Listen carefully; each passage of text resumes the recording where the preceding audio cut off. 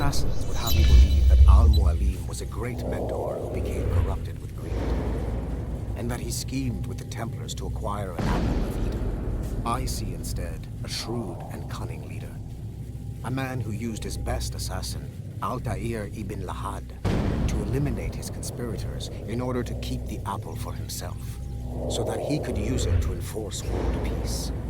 While it must be stated unequivocally that Al-Mualim was not a Templar, it is interesting to me that his vision of peace was more in line with Templar philosophy than assassin. In the past, both sides had the same goal, that of peace. Our only difference was how we chose to achieve it. Had Al-Mualim not been killed by Altair and allowed to carry out his plan, perhaps we would not be fighting now. It was only after Altair reformed the Brotherhood with its new ideals of free will that the conflict truly escalated and spread across the planet. For if the so-called wise man of the mountain can see things from our point of view, surely the same can be said for other assassins.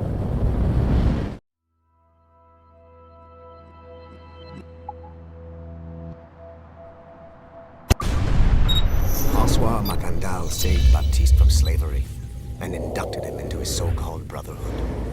Macandal was a vicious mentor, and in his desperate attempt to liberate slaves, he broke his own creed by indiscriminately killing nobles. Misguided as they are, some assassins are honorable. Macandal was not one of them. Thanks to the calculating genius of Madeleine de Lille, the Templars made an example of Macandal by way of public execution in 1758. His pathetic excuse for a brotherhood quickly fell apart. When his comrade and childhood friend Agathe fled to Louisiana, Baptiste saw the futility of his former life in Macandal's brotherhood. Madeleine saw Baptiste's potential and instructed her Templars in New Orleans to strike a deal with him. If he could draw Agathe out of hiding and eliminate him, he would be granted a place in the Templar Order. Although Baptiste was killed by the assassin Aveline de Cambrai, his path clearly demonstrates the inherent superiority of Templar ideals over assassin terrorism.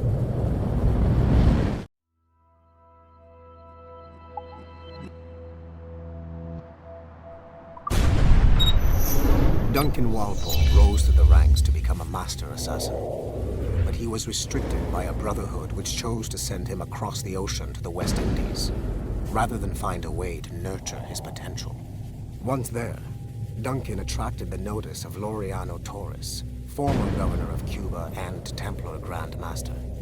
Through their correspondence, Torres offered a less violent way to achieve their mutual goals, by using precursor artifacts as a surveillance system, rather than the murders and scheming favored by the Brotherhood.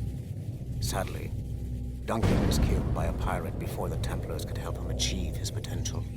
Although Duncan's story does not have a happy ending, it clearly demonstrates that the Templars' highest goals of peace and order need not exclude personal success and achievement.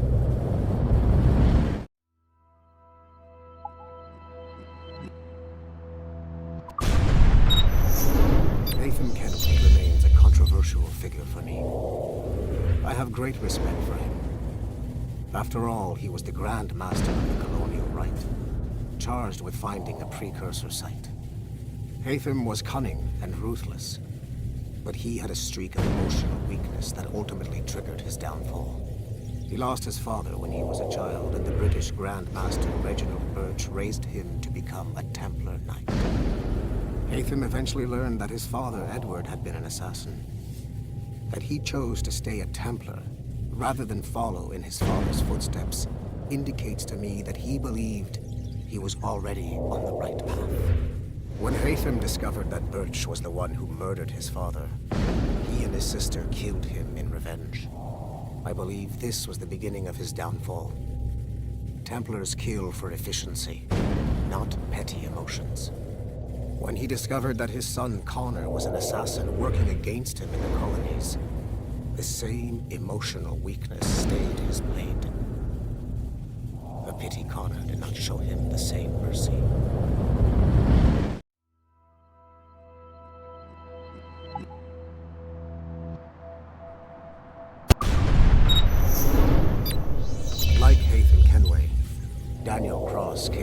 assassin bloodline, as the Orlov family had at least 2 generations who served the Brotherhood.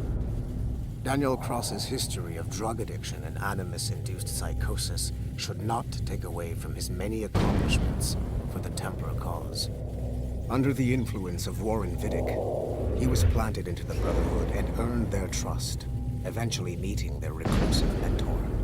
Then his subliminal programming activated, and he killed the mentor, triggering the first great purge of the modern age.